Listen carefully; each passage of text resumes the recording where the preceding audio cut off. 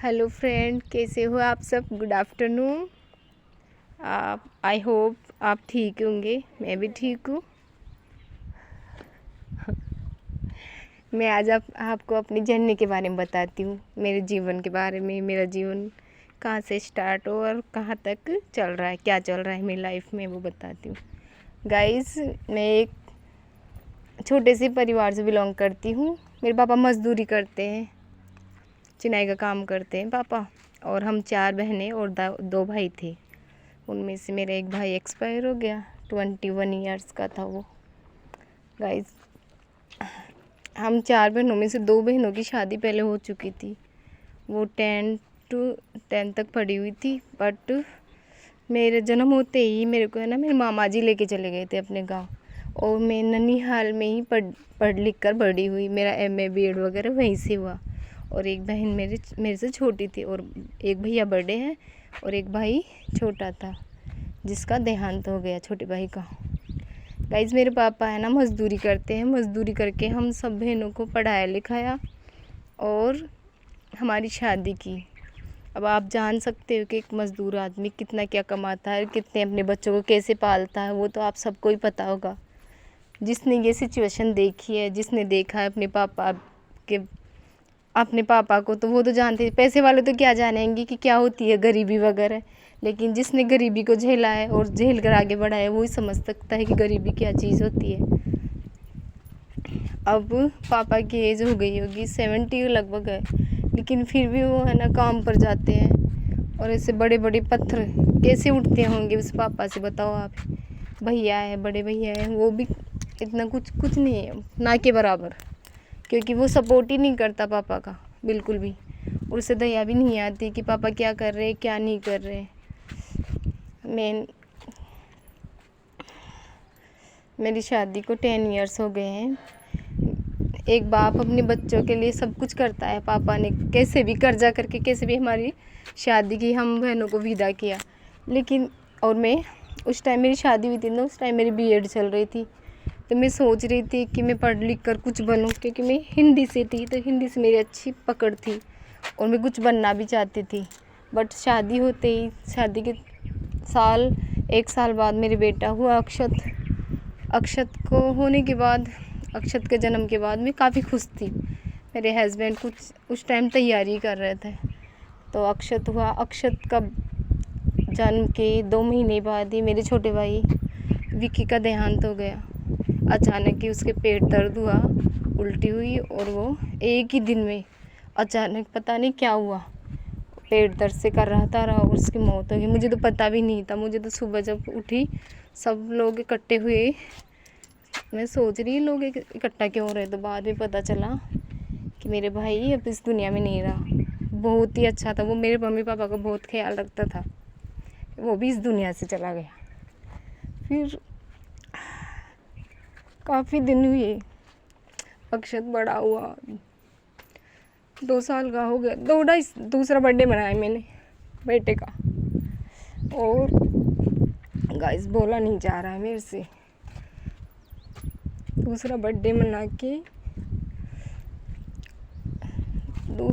2 साल और मतलब कि 2.5 साल का हुआ अक्षत ओनू बेटा। मेरी एग्ज़ाम थी फर्स्ट ग्रेड की। मैंने सोचा कि इसके पापा तैयारी करने गए हुए थे, तो मैंने सोचा घर से ही एग्ज़ाम दे के आएंगे। तो मैं घर चली गई। मेरा फर्स्ट पेपर अच्छा हुआ, अच्छी तैयारी थी फर्स्ट पेपर। और दूसरा पेपर था मेरा संडे को, और 23 जुलाई 2016 सैटरडे को सुबह मेरे बेटा पानी के टैंक में गिर के उसका देहांत हो गया। बहुत कठिनाइयाँ झेली है गाइस मैंने अपनी लाइफ में।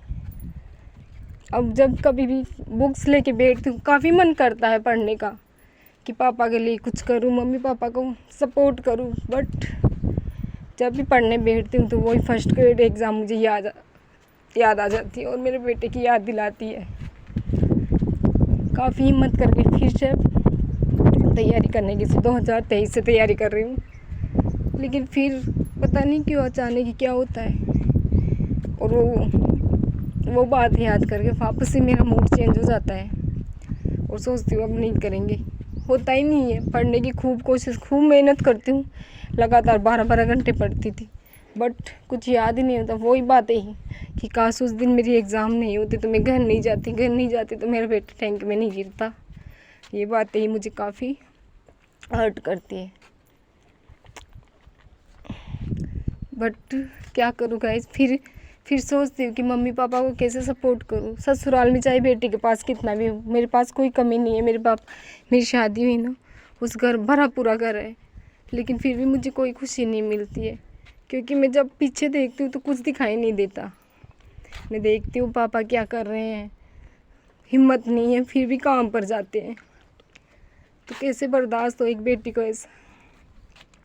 मेरे घर में बहुत कुछ है, हर सुख सुविधाएं है, हस्बैंड टीचर है, सब कुछ है, लेकिन फिर भी मैं खुद को अलग महसूस करती हूँ।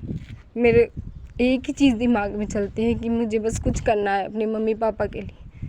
हाँ, इधर सब कुछ है, लेकिन मैं जब भी पीछे देखती हूँ मुड़ के तो कुछ नज़र ही नहीं आता। बस वो लाचार पिता दिखता है, जो चाहे हिम्मत हो या ना हो फिर भी उसे काम पर जाना है। आज उस बेटी के ये फंक्शन चल रहा है, कल छोटी वाली बेटी के चल रहा है, अभी साल भर पहले छोटी बहन की शादी हुई, कोई भी सपोर्ट करने वाला नहीं था। बहुत लोग हैं ना, पैसे वाले लोग होते हैं, वो सोचते हैं कि अपनी बेटी की शादी में ये करें वो करें, पता नहीं क्या क्या सोचते हैं। लेकिन एक गरीब पिता ऐसा सोचता है कि मैं मेरी बेटी की शादी कैसे करूं, कैसे मेरी बेटी को विदा कैसे करूं। ये फ़र्क होता है पैसे वालों में और गरीब में। एक तो अपनी बेटी की शादी में पता नहीं क्या क्या देने की सोचता है जिसके पास पैसे, और एक बाप ऐसा लाचार होता है कि वो बस उसकी बेटी की शादी में रोता रहता है कि मेरी बेटी कैसे भी हो, भगवान मेरी बेटी की शादी सुख शांति से हो जाए। ये फ़र्क है गाइस गरीब और अमीर में।